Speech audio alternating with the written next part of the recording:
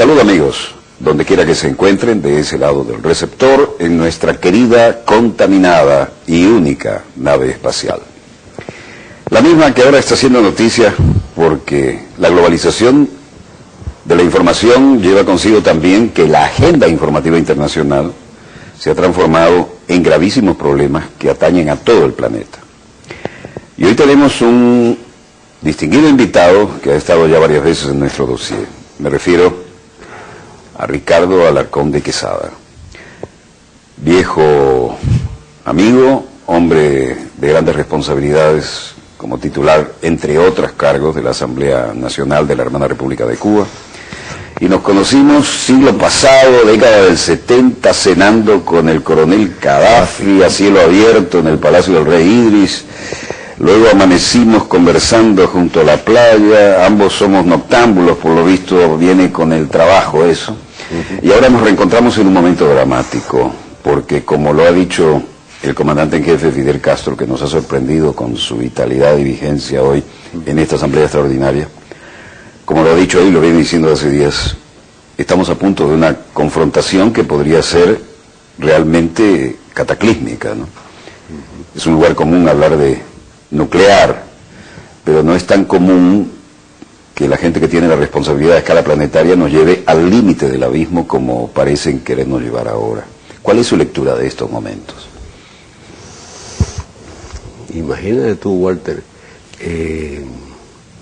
yo creo que, y lo dije esta tarde, o esta mañana en la asamblea, Fidel ha estado en las últimas semanas, meses, volcado, un cuerpo y alma en este tema. Curiosamente, explicando, divulgando cosas que existen, que están publicadas. Por ejemplo, toda la patraña contra Corea del Norte. Se ha presentado ante el mundo como que Corea del Norte, una cosa verdaderamente absurda, como que un establecimiento militar que no cuenta con la sofisticación o el armamento que tienen los norteamericanos, usando viejos equipos de la época de la Unión Soviética, derribó, destruyó uno de los vehículos más sofisticados de los norteamericanos de la actualidad. Además, hay que preguntarse ¿para qué? O sea, que estaban buscando los coreanos ir a una guerra con Estados Unidos a estas alturas. Lo curioso es que en Corea del Sur, hace rato que generales, especialistas militares, asesores del gobierno, personalidades políticas, llevan tiempo hablando de que eso no es verdad. Llevan tiempo explicando que eso, la teoría de Fidel, de que solo puede haber sido una acción de ese tipo, de una mina que habían colocado en el exterior del barco. Mira, los cubanos conocemos algo de esta historia. No te olvides que aquí mismo en el puerto de La Habana, cuando estaba Cuba luchando por su independencia contra España, la guerra hispano-cubana se convirtió en hispano-cubana norteamericana, hispano-norteamericana para los historiadores gringos, porque un día estalló un barco norteamericano aquí en la bahía de La Habana. Nadie dio nunca una explicación lógica de para qué quería España, que estaba hasta aquí, en ese momento, en la guerra contra los cubanos, fajarse también con Estados Unidos. Y además, la flota cubana, la flota española en este caso, que no llegaba a la altura de la nueva flota estadounidense que la esperaba afuera, no podía buscar un casus belli en su contra, porque estaba bloqueada. O sea, cualquier análisis racional te indicaba que aquello lo pudo haber hecho cualquiera, menos los españoles. Es el legendario caso del Maine, que fue el pretexto y el casus belli. Exacto, el caso del Maine. Todavía los historiadores discuten cómo fue la destrucción de aquello. Lo que se sabe, lo que nadie a estas alturas sostiene, es que hayan sido los españoles los que hayan atacado ese barco en la bahía de La Habana deliberadamente. ¿Tú te acuerdas de la guerra de Vietnam? Pero por favor, el incidente del Golfo de Tonquín, pero después sí admitieron que nunca fueron atacados sus barcos y con eso se lanzaron a la guerra. Y con esto ocurría lo mismo. Claro, estamos hablando de la corveta Cheonan, 1.200 toneladas, sí, la joya de la flota de Corea del Sur, ajá, y en una superficie de mar con una profundidad mínima como para que se hiciera bien difícil que un submarino enemigo pudiera actuar, y además con el fondo cribado de sensores electrónicos, porque estaba la Armada estadounidense y la Armada de Corea del Sur haciendo maniobras, y justo ahí le van a hundir una corbeta que es la niña de la flota, ¿no? No puede ser. ¿Tú te das cuenta que es como, es para lamentar todos los días que Sócrates hubiera muerto? Pero con una serie de preguntas sencillas así: ¿quién? ¿Por qué? ¿Para qué? ¿A quién beneficia? ¿A quién beneficia? Ahora, el caso de Irán. Fíjate toda la araca que han armado y han llevado al Consejo de Seguridad a adoptar un paquete de medidas absurdas y que además que conducen a la guerra. Porque si tú vas a registrar los barcos iraníes o los barcos que vayan a entrar a puertos de Irán, Irán se niega, se opone y se resiste, es la guerra. Eso está anunciado. Bueno, el escenario lo planteó perfectamente el comandante en jefe Fidel Castro. Dijo: en el momento en que pretendan decirle a un barco iraní, deténgase para ser inspeccionado, y diga, usted no me inspecciona, pero fíjate, tenemos el caso Vélez. Pero fíjate, todo eso es porque dicen que sospechan que Irán pudiera, con el desarrollo de la tecnología nuclear para fines pacíficos, que es lo único que ha hecho hasta ahora, de la energía nuclear, pasar a emplearla con fines militares y fabricar una bomba atómica. Fíjate, ¿por qué te tengas una bomba atómica? Tienes que ver cómo la transmites, la transportas, los llamados vectores. Sin vector, tú tienes una bomba atómica en tu casa y puedes tener un maletín, pero... La puedes tener ahí, dormir con ellos, usarla como almohada, pero eso no mata a nadie. Te puede matar a ti, por supuesto. Pero eso es una hipótesis. A lo mejor esta gente lo hace. ¿Quiénes están armando esa gritería? El único estado nuclear que ha empleado esa arma en la historia de la humanidad, que es Estados Unidos, que en estos días conmemoramos las dos barbaridades, ¿no? Hiroshima y Nagasaki. Y el único estado en la zona que tiene armas nucleares, que es Israel, que sí las tiene y tiene los vectores. O sea, que pudiera ahora mismo atacar a cualquiera. Nos hemos olvidado de algo mucho más reciente, que fue la guerra contra Irak.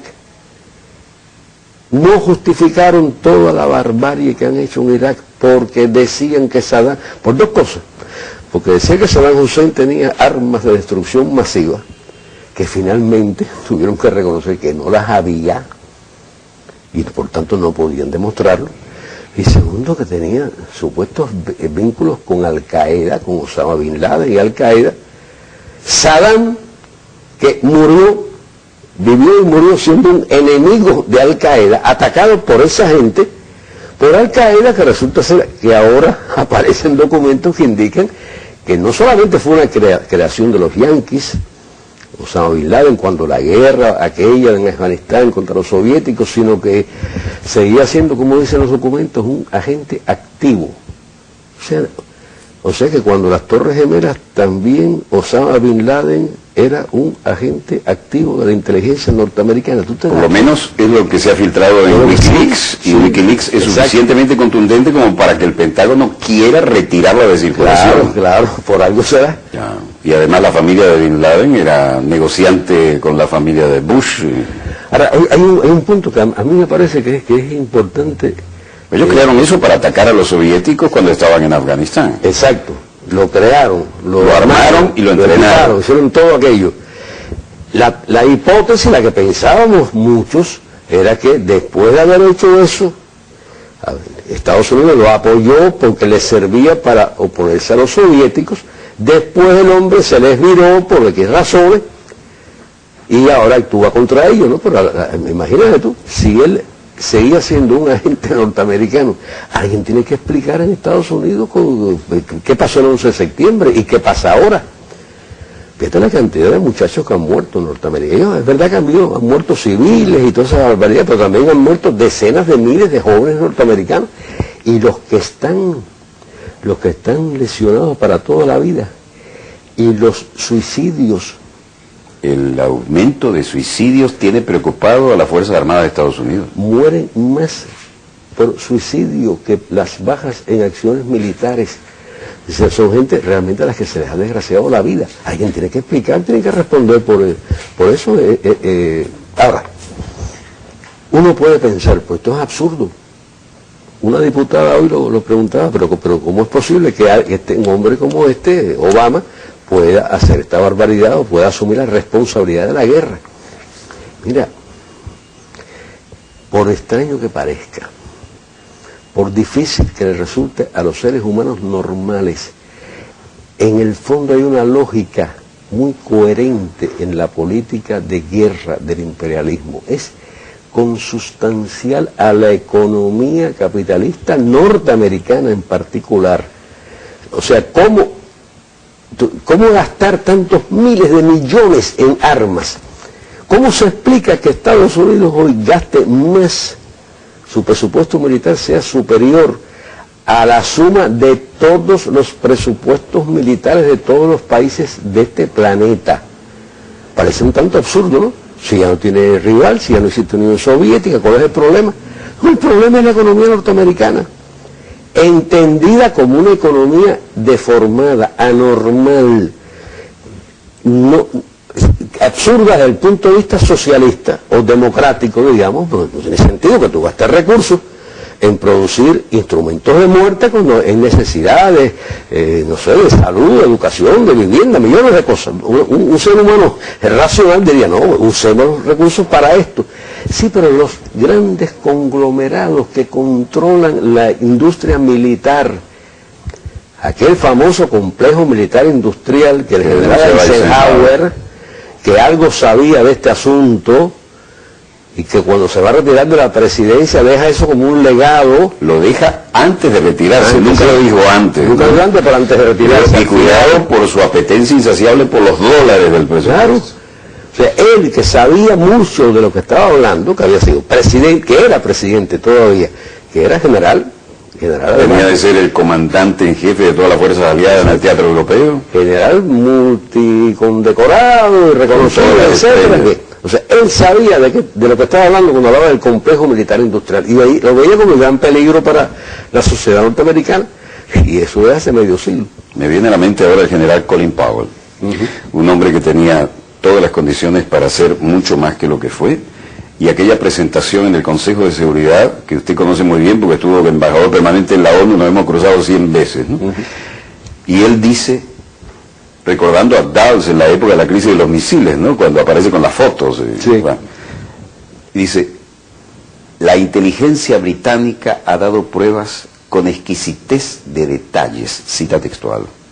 Resulta que la inteligencia británica se había copiado una tesis de grado de un estudiante de estudios internacionales, incluso con los errores de sintaxis y de puntuación. Se copiaron como 12 páginas.